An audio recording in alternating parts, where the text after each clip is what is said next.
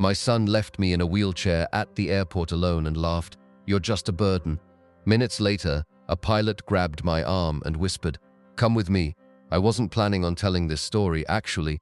I almost deleted the message that started all of it. A few months ago, while scrolling through online discussions late at night, because Sleep and I haven't exactly been friends since retirement, I came across a post from someone who wrote, "The cruelest thing family ever did to me happened at an airport." I sat there for 20 minutes staring at that sentence, because 5 years ago, something happened to me at Denver International Airport that still wakes me up some nights. And if you're listening while having your morning coffee, tell me where you're watching from. I always enjoy seeing how far these stories travel. Anyway, my name is Daniel Mercer. I'm 71 years old. I spent 42 years repairing elevators across Colorado. Most people never think about elevators until they stop working. That was my job. Quiet, honest, steady. I raised one son, Ethan. For a long time, I thought I had done a decent job. Maybe every father thinks that. By the time this happened, I had already been using a wheelchair for almost a year. A stroke had weakened my left side, and while I could still stand for short periods, airports and long walks had become impossible. Ethan insisted on taking me to Seattle. "Dad, it'll be good for you," he said. He sounded concerned, caring even. I believed him. Maybe I wanted to. The trip was supposed to be simple. Spend 2 weeks with him and his wife, Lauren. See my granddaughter, Emma, before she started high school. Drink coffee on the porch. Tell old stories, nothing extraordinary. That's what I thought while we waited at gate C-34. The airport buzzed around us. Rolling suitcases, kids crying, flight announcements echoing overhead. And Ethan? He looked annoyed, not stressed, not tired, annoyed. He kept checking his watch every 30 seconds. "Dad, I swear everything takes forever with you," he muttered. I pretended not to hear. Parents become experts at pretending. 10 minutes later, he stood up. "I'm grabbing coffee."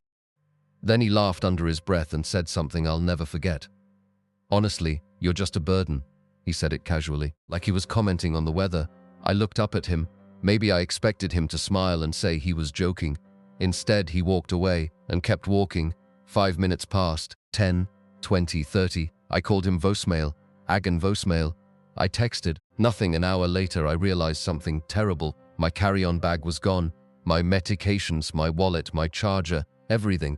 And so was my son. A young airport employee noticed me staring at the crowd. "Sir, are you waiting for someone?" "My son," I answered, though by then I wasn't sure why. She frowned. "What flight was he on?" I opened my mouth and froze because I had no idea. Ethan had booked everything. He'd handled the tickets, the reservations, even my medications. I suddenly felt like a child who had wandered away from his parents. Embarrassed, confused, alone. I remember looking at the giant windows beside gate C-34. Snow was falling outside. People were rushing to make connections. Nobody noticed the old man in the wheelchair whose own son had disappeared. Except one person. He had silver hair, captain stripes on his jacket, and eyes that seemed to notice things most people ignored. He stopped beside me, bent down, placed a hand gently on my shoulder, then quietly whispered, "Mr. Mercer." He glanced around before leaning closer. "Come with me," and the look on his face made my blood run cold. I wish I could tell you I immediately panicked. I didn't. Not at first. Shock is strange. It doesn't always come with tears or screaming. Sometimes it comes with silence. I just stared at the pilot standing in front of me. He looked to be around my age, maybe a few years younger. Clean white hair, kind eyes. The name embroidered above his pocket read Captain Richard Hayes. "Come with me," he repeated quietly. I must have looked confused because he crouched beside my wheelchair and lowered his voice. "Mr. Mercer, your son boarded Flight 271 to Seattle 42 minutes ago." I blinked. "What?" "He boarded alone." "No," I said immediately. "There must be some mistake."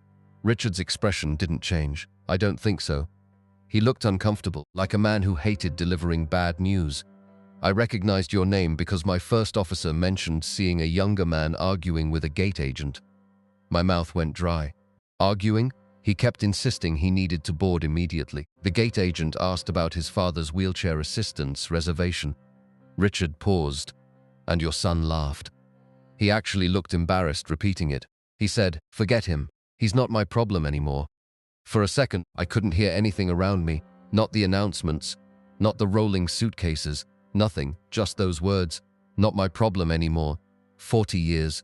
40 years of little league games, broken bicycles, helping with college tuition, helping him buy his first house, holding his hand when his mother died, and somehow I'd become baggage. Captain Hayes touched my shoulder gently. "Mr. Mercer?" I swallowed hard. "I'm sorry." He shook his head. "No, I'm sorry." An airport supervisor named Monica joined us. Younger woman, maybe 40, sharp blue eyes. Efficient, she had already made some calls. "Sir, your son cancelled the wheelchair assistance reservation after checking in." "Yes." She hesitated. "And according to the record, he removed your return ticket as well." I stared at her. "My return ticket?" She nodded. "He changed the booking 2 hours ago." I couldn't breathe for a second, not because of anger, because of humiliation. This had been planned. Not a misunderstanding, not an accident. Planned. Captain Hayes sat beside me. "Family?" he asked softly. "My only son." He nodded slowly, didn't ask more questions, didn't offer fake sympathy, just sat there, and somehow that hurt even more. Monica handed me a bottle of water. "We'll figure this out." I laughed, actually laughed, a bitter old man's laugh. "Figure out what? I don't have my medications. My wallet's gone. My son has my suitcase. I don't even know where I'm supposed to go." Captain Hayes suddenly looked at Monica, then at me. "Daniel, can I ask something?" "Sure. Do you trust strangers?" I almost smiled. "At my age, Richard, I don't trust anybody." For the first time, he smiled. "Good answer." Then he reached into his pocket and showed me his ID badge. 40 years flying, retiring next month, and today my crew is staying overnight in Denver because of weather. He pointed toward the terminal windows. Snow was coming down harder now. My wife and I live 20 minutes away." I frowned. "I'm sorry? My daughter moved back home after her divorce. My grandsons eat enough food for 6 people, and my wife still complains we have too much room." I stared at him. "No," he smiled. "Daniel, yes. No, absolutely not. My son abandoned me. I'm not becoming someone else's burden." Richard chuckled. "Funny, what?" "That's exactly what my father said when I brought him home after his stroke." His smile disappeared, and I'd give anything to have him complain about my cooking one more time. For some reason, that nearly broke me. Not because of what he said, because of how he said it. Like a son, the kind of son I thought I had. Monica suddenly interrupted. "Captain Hayes." She handed him a tablet. "I think you need to see this." Richard's smile vanished. He read something, then looked at me, and for the first time since meeting him, I saw anger in his eyes. Real anger. "Daniel, what?" He exhaled slowly. "Your son didn't just leave you." He turned the screen toward me, and what I saw on that display made my hand start shaking. Because less than 15 minutes after abandoning me, Ethan had already started using my credit cards. Years later, when people asked me what hurt most about that day, they expected me to say being abandoned in the airport. But honestly, it wasn't. It was seeing the timestamps, because timestamps don't lie. Captain Hayes and Monica brought me into a small office near customer service, where exhausted travelers usually dealt with cancelled flights and lost luggage. There was coffee on a side table, a broken vending machine humming in the corner, and a television silently showing weather delays. Monica placed the tablet in front of me.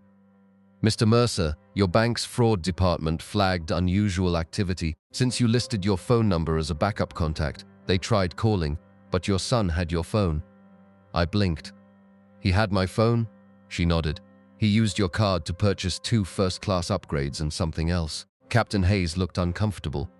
"What?" I asked. Neither of them answered. I picked up the tablet myself, and there it was.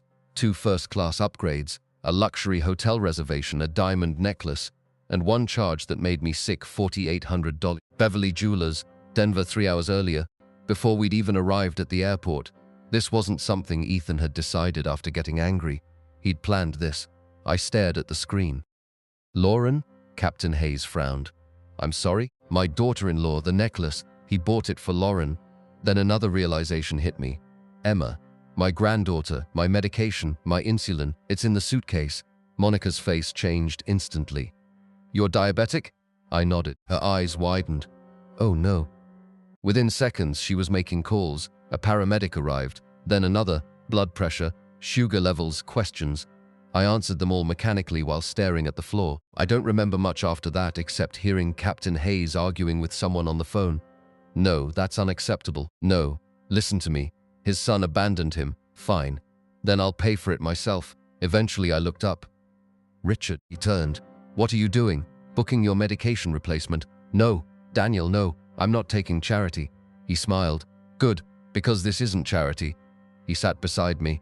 My wife lost her father 7 years ago. He taught me how to fish. He taught me how to shave. He walked her down the aisle, and one day he was gone. Richard's eyes drifted toward the snow outside. You know what my wife still says?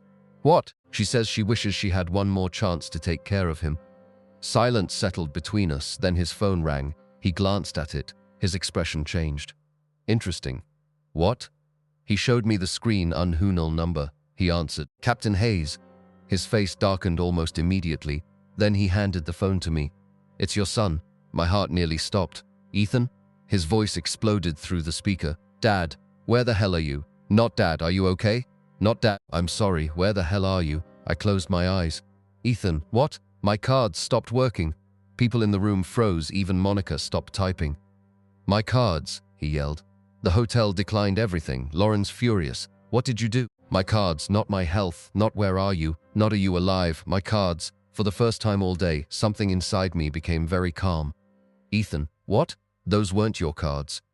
Silence, then his voice changed. Dad, come on, let's not be dramatic. We'll fix this. Will not I, not sorry. Will, I looked at Captain Hayes, at Monica, at the paramedics, strangers who had treated me with more kindness in 4 hours than my own son had shown all year, and I quietly said something I never imagined I would say. No. What? No, Ethan, I'm done fixing things. Dad, I'm hanging up now. Dad, don't. Click. I handed the phone back. Nobody spoke. Captain Hayes smiled softly. Monica smiled too, and then Richard's phone rang again. This time his face turned pale. What is it? I asked. He swallowed. Daniel, my wife just texted me. I frowned. And? He laughed in disbelief. Apparently my granddaughter recognized your picture. What picture? The one Monica posted in the airline employees' emergency group asking for help. I stared at him. So? Richard shook his head. My granddaughter says. He paused. She says she knows your granddaughter Emma. My blood froze. What? He nodded slowly. They go to the same school. And suddenly, for the first time that day, AB realized abandoning me at the airport wasn't the biggest mistake my son had made. Not even close. People always imagine revenge as shouting or slamming doors or dramatic speeches. Life doesn't work that way. Sometimes, the loudest thing in the world is silence. Captain Hayes and I drove through the snow to his house that evening. His wife, Patricia, greeted me like she'd known me forever. She didn't ask embarrassing questions, didn't pity me, she simply smiled. Richard told me you're hungry. I nearly cried right there in their kitchen, not because of the food, because she said it the same way Margaret used to. Like feeding someone was the most natural thing in the world. Their daughter, Melissa, arrived later with her 2 boys. And when the older grandson walked in, he froze. Grandpa, that's Emma's grandpa. Everyone looked at him. Emma Mercer? I asked. The boy nodded. Yeah, she's my friend. Her dad picks her up from school. My stomach tightened. Her dad? Mr. Collins. Melissa frowned. No, sweetheart. Emma's mom picks her up most days. The room became quiet. Her mom? I whispered. The boy shrugged. Yeah, pretty lady, long brown hair. Captain Hayes looked at me. Nobody said a word. Long brown hair. Emma's mother, Willow. My late wife, Margaret, used to say God whispers. He doesn't shout. And suddenly, after years of silence, I felt like someone had whispered directly into my soul. 3 days later, Melissa drove me to the elementary school. I sat in the parking lot like a fool, 71 years old, hands shaking, heart pounding, praying I wasn't losing my mind. Children poured out, pumpkins gathered. Then I saw her, a woman helping Emma with her backpack, brown hair, the same smile, the same little wrinkle beside her eyes. My daughter-in-law Lauren had never had that smile, but my daughter-in-law wasn't standing there. Someone else was, someone I'd buried 10 years ago. Emma looked up first, her eyes widened. Grandpa, the woman turned and dropped her keys. I don't remember opening the car door. I only remember hearing her voice. Dad? That voice, the voice I had mourned, the voice I'd spoken to at a gravestone, the voice I'd dreamed about. My knees nearly gave out. Claire? She covered her mouth, tears streaming down her face, and for 30 seconds neither of us moved. Then she ran and threw her arms around me. Dad, I'm sorry. I'm so sorry. I held her like she was 6 years old again. Neither of us cared who was watching, neither of us cared about the tears. Eventually, sitting in a nearby coffee shop, the truth came out. 10 years earlier, after years of emotional abuse, debt, and manipulation from Ethan, Claire had disappeared with Emma. Not dead, gone with help from friends, changing names, starting over, but Ethan had convinced everyone she'd died after an accident. He'd forged papers, manipulated records, used grief like a weapon, and I'd believed him all these years. He'd kept me separated from my own daughter and granddaughter while draining my retirement accounts and pretending to be the devoted son. And now? His lies were collapsing, not because of lawyers, not because of police, because he abandoned an old man in a wheelchair at an airport, and because a pilot named Richard Hayes stopped and asked one question. "Sir, are you all right?" Funny how life works. Months later, I sold my old house, moved closer to Claire and Emma. Richard and Patricia became family. Every Sunday, we shared dinner together. Emma would laugh and tease me for putting too much sugar in my coffee. And one evening, she asked me something. "Grandpa." "Yeah, sweetheart. Do you miss Uncle Ethan?" I looked out at the sunset, thought about airports, wheelchairs, betrayal, and strangers who became family. Then I smiled. "No, sweetheart. I miss the son I thought I had, but losing him gave me back everything I thought was gone. And if there's one thing I've learned after 71 years, it's this. Sometimes God doesn't send miracles. Sometimes he sends a tired old pilot with kind eyes. And that's enough. If you're listening to this story while drinking your morning coffee or winding down for the evening, tell me where you're watching from. I read every comment, and remember this: blood may make you related, but love is what makes you family.